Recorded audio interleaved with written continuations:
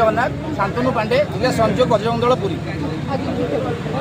देखो दीर्घ दिन में पुरी में गोटे भिड भाइराल होची जो थी कि देखा जाए गोमा आमर आम जहाँ गोमाता पूजा करुचे मांस काटिक मटन लोक खाया दि जाऊँगी लोक मैंने विश्वास जाए मटन खाऊले जना पड़ी गोहत्या गोमांस मिठाई मिसा जाइए आमर ये एसपी पचार अच्छी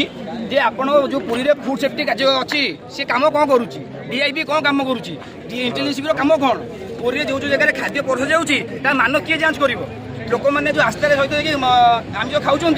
तार लोक जो धर्म भावना अच्छे गोमाता को माँ बोली पूजा करुचे हत्या कर लोक आम धर्म नष्ट कर यहाँ गोटे षड्यंत्र हिसाब से गोटे खाद्य जिहाद गोटे बर्तमान नुआ लंच कर पुरी में जो सनातनी मान धर्म नष्ट करने खाद्य जिहाद बर्तमान पुरी लंच होपर सनातन मान धर्म नष्ट करेंगे आमर मटन भितर गोमांस मिसाई खाया दि जाऊँगी लेकिन कटक दिगिरिया माने मांस हाड़ पहाड़ तैयारी सरकार से करुले कौन विगत दिन पूर्व सरकार थी आड़ सब जिन कर जिन आज तार किसी बाहरी पारा ना आज जमा पड़ो चमड़ा चमड़ा चुटी भी गायब हो गला जड़े अधिकारी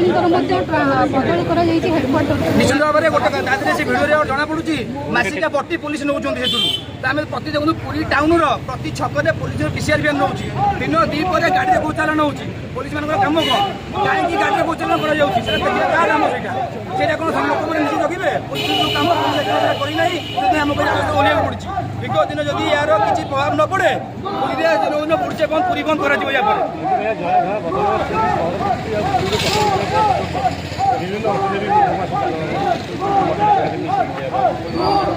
देखो पुरी में मटन ना जो ना दुटी पुरी भाइराल होती पुलिस प्रशासन कौन एक्शन नहीं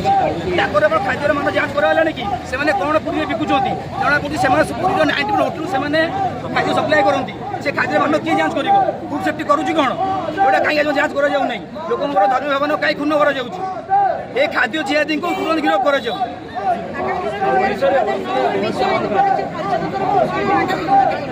जदि सरकार या एक्शन न नि पुलिस सठिक आमको प्रशासन सठिक आंसर न मिले आम राजस्व को बाध्य।